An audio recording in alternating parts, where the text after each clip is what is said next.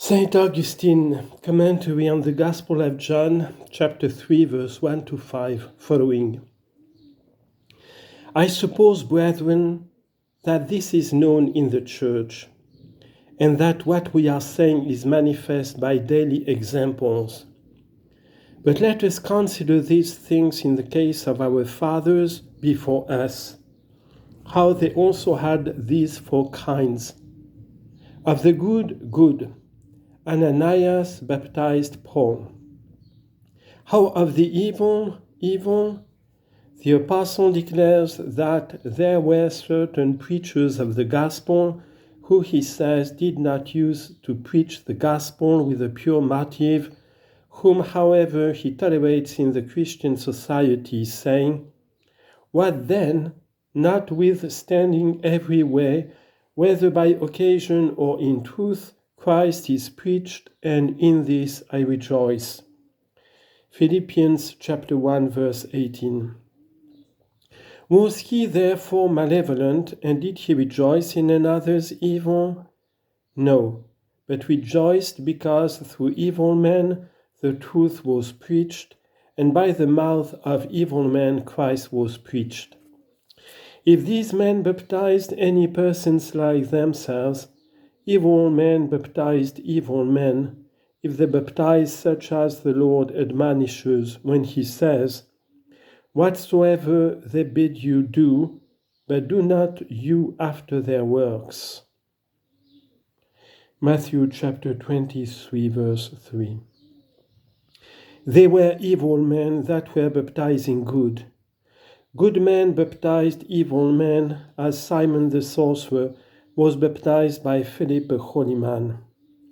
Acts chapter 8, verse 13.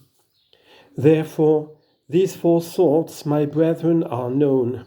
See, I repeat them again, hold them, count them, think upon them. Guard against what is evil. Keep what is good. Good men are born of good, when holy men are baptized by holy.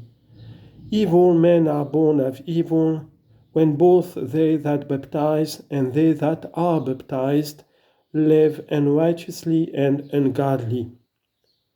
Good men are born of evil, when they are evil that baptize, and they good that are baptized. Evil men are born of good, when they are good that baptize, and the evil that are baptized. How do we find this in these three names? I am the God of Abraham, and the God of Isaac, and the God of Jacob.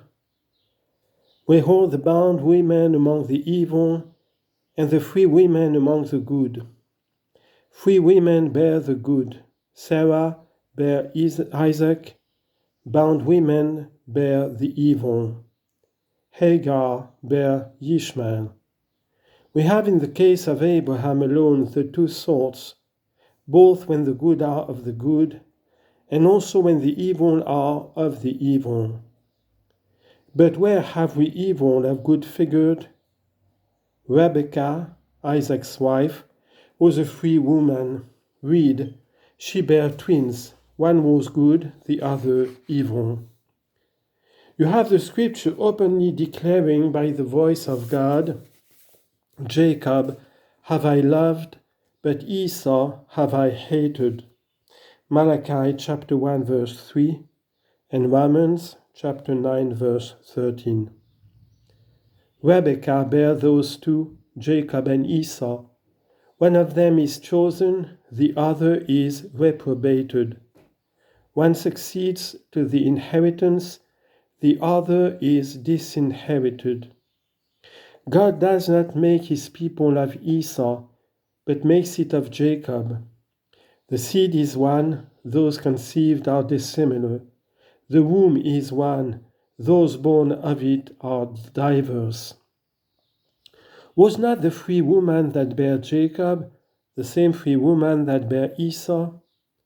They strove in the mother's womb, and when they strove there, it was said to Rebekah, "Two peoples are in your womb."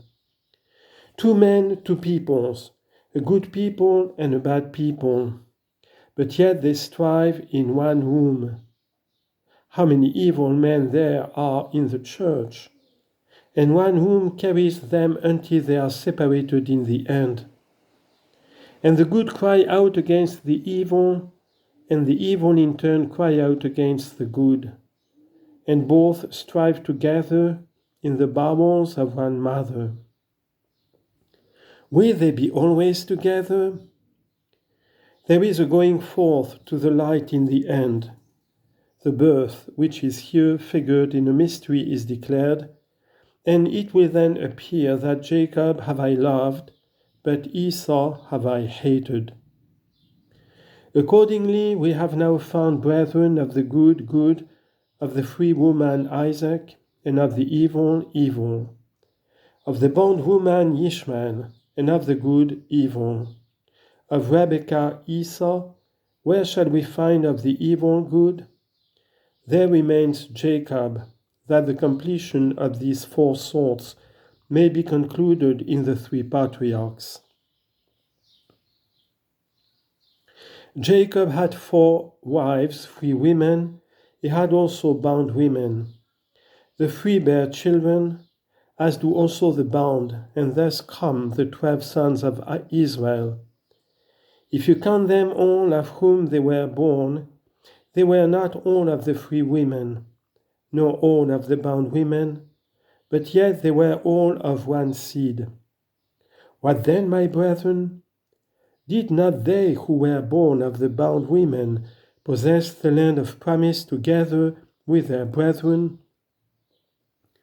We have there found good sons of Jacob born of bound women, and good sons of Jacob born of free women.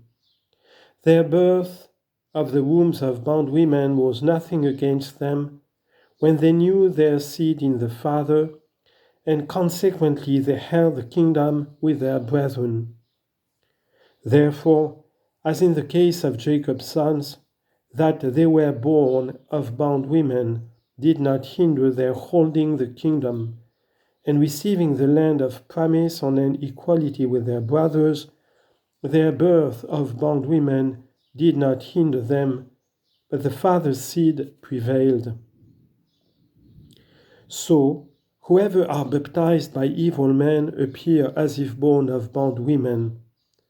Nevertheless, because they are of the seed of the word of God, which is figured in Jacob, let them not be cast down. They shall possess the inheritance with their brethren. Therefore, let him who is born of the good seed be without fear. Only let him not imitate the bondwoman, if he is born of a bondwoman. Do not you imitate the evil, proud bondwoman. For how came the sons of Jacob that were born of bondwomen to possess the land of promise with their brethren, while Ishmael, born of a bondwoman, was cast out from the inheritance? How? But because he was proud, they were humble. He proudly reared his neck and wished to seduce his brother while he was playing with him. A great mystery is there. They were playing together, Ishmael and Isaac. Sarah sees them playing and says to Abraham, "Cast out the bondwoman and her son, for the son of the bondwoman shall not be heir with my son Isaac." And when Abraham was sorrowful, the Lord confirmed to him the saying of his wife. Now here is evidently a mystery, that the event was somehow pregnant with something future. She sees them playing and says, "Cast out the bondwoman and her son." What is this, brethren? For what evil had Ishmael done to the toy Isaac in playing with him? That playing was a mocking. That playing signified deception. Now attend, beloved, to this great mystery. The apostle calls it persecution.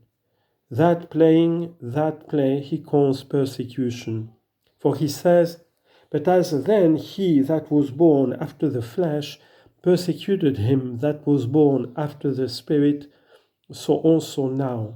That is, they that are born after the flesh persecute them that are born after the Spirit. Who are born after the flesh? Lovers of the world, lovers of this life. Who are born after the Spirit?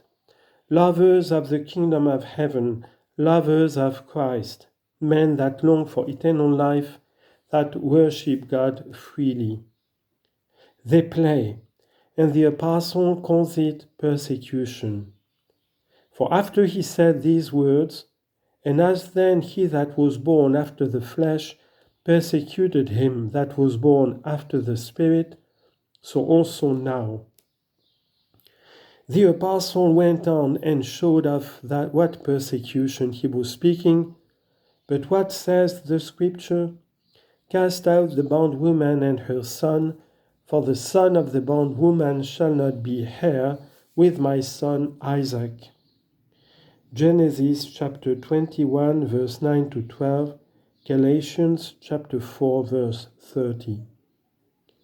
We search where the scripture says this to see whether any persecution on Ishmael's part against Isaac preceded this, and we find that this was said by Sarah when she saw the boys playing together.